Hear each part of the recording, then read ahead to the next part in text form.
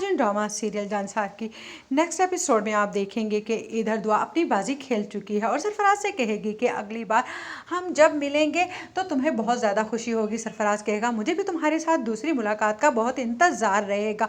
उस पर दुआ घर आ जाएगी और फिज़ा से कहेगी कि तुम्हें भी मेरे साथ चलना है। जिस पर फिज़ा कहेगी मुझे तुम्हारे साथ कहीं नहीं जाना, तुम जितनी धोखेबाज हो। तुम्हें क्या लगता है कि मैं तुम्हारी बातों में आकर तुम्हारे बेफजूल के सबूत पर यकीन कर लूँगी। जिस पर कहेगी दुआ यकीन तो अब सबको मेरी बातों पर करना ही होगा, क्योंकि मैं अब ये पर्दाफाश कर रहूँगी कि सरफराज मुझे धोखा दे रहा था और साथ साथ उसने तुम्हारा भी दिल दुखाया है, इसीलिए मैं उसे कड़ी से कड़ी सज़ा दिलवाना चाहती हूँ। उधर जैसे ही जाएगी दुआ हवेली तो कशमाला गार्ड से कहेगी इसे बाहर निकाल दो। इतने में नौशरवान आएगा और कहेगा कि इसे यहाँ से कोई नहीं निकालेगा, मैं इसकी बात सुनना चाहता हूँ। जिस पर दुआ कहेगी मैं अपने साथ सबूत लेकर आई हूँ और बेहतर यही होगा कि ये सबूत मैं अम्मा सैन और बाबा साईं के सामने ही पेश करूं, क्योंकि मुझे उनके सामने भी अपनी इज्जत रखना है।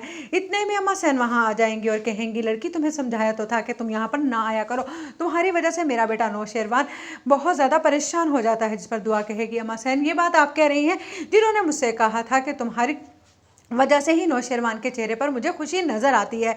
जिस पर कहेंगे अम्मा सैन अच्छा तुम्हें जो कहना है वो कहो। इतने में दुआ सबके सामने रिकॉर्डिंग रखेगी और सब जब ये बातें सुन लेंगे तो कशमाला कहेगी ये उस लड़के के साथ इसकी मिली भगत है। इतने में जाफ़र सरफराज को लेकर आ जाएगा और जब सरफराज से ये सच उगलवाया जाएगा कि आखिरकार ये हकीकत क्या है तो वो भी सबको बता देगा कि आखिर कशमाला बीबी ने किस तरह से उसे बड़ी बड़ी रकमें देकर नौशेरवान से दुआ को ज़िंदगी में से निकालने के लिए कहा था। जिस पर कशमाला उसकी बात पर यकीन ना करेगी और कहेगी कि मैं ये इस बात को नहीं मानती। जिस पर नौशेरवान एकदम से चिल्लाएगा और कहेगा कि मैं इस बात को मानता हूँ, क्योंकि मेरा दिल गवाही देता था कि दुआ सच्ची है। जिस पर दुआ का सर फखर से अकड़ जाएगा, लेकिन कशमाला का तो बहुत ही बुरा हाल होने वाला है अब।